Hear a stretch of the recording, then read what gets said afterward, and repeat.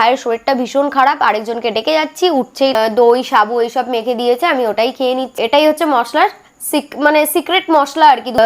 দুধ ঢালি, তারপরে যে প্রতিনিয়ত। গুড মর্নিং এভরিওয়ান, আবারও চলে এসেছি নতুন একটা ভিডিও নিয়ে। এই যে সকাল সকাল মা চা করে নিয়ে চলে এসছে, ওরাও চলে এসছে ঠাকুরের মাথায় জল ঢেলে তারকেশ্বর থেকে। তারপরে আমিও ভাবলাম আজকে যেহেতু আমাদের শ্রাবণ মাস পড়েই গেছে, তো ঠাকুরকে আরও ভালোভাবে স্নান ধুতি করিনি, তো তার জন্য প্রথমে দই দিয়ে, তারপরে ঘি দিয়ে স্নান করাই, তারপরে বাবার মাথায় দুধ ঢালি, তারপরে যে প্রতিনিয়ত প্রতিদিনই যেই জলটা ঢালি আর কি, চন্দন জল আর তার মধ্যে সিদ্ধি দিয়ে ওই জলটাও ঢেলে নিলাম, দিয়ে বাবাকে ফুল দিয়ে চন্দন দিয়ে সাজিয়ে 5 রকমের ফলও এনে দিয়েছিল, কারণ আজকে আমি উপোস করব।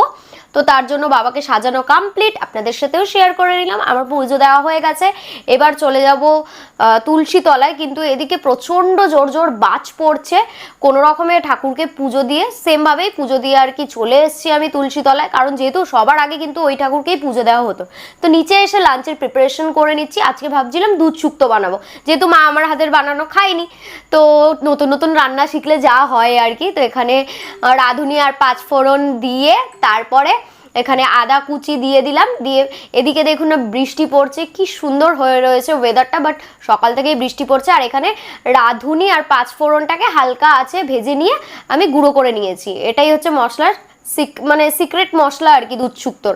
তো দুধ শুক্তো আমার কমপ্লিট, দুধ দিয়ে পোস্ত সর্ষে সব দিয়ে করে নিয়েছি, দেখতে তো বেশ ভালোই লাগছে। দেখা যাক মা কি বলে। আর এদিকে ভাতটাও বসিয়ে নিয়েছি, ভাত হয়ে গেছে।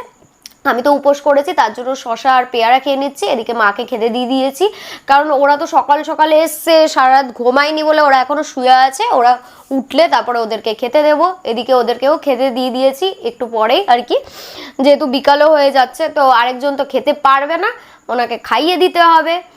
আর এদিকে ভাইকেও দিয়েছি, ভাইয়ের শরীরটা তেমন একটা ভালো নেই। এই যে শুক্তো, আমি ভাবলাম আজকে শুক্তো করলে কি ওদেরও শরীরটা একটু ভালো লাগবে, পেটটা ঠান্ডা হয়, তো ওই জন্যই করেছিলাম। এদিকে বিকালে চা করে নিয়ে চলে এসেছি, বাট ভাই চা খাবে না, কারণ ভাইয়ের শরীরটা ভীষণ খারাপ, আরেকজনকে ডেকে যাচ্ছি, উঠছেই না, 10 মিনিট 5 মিনিট করে যাচ্ছে।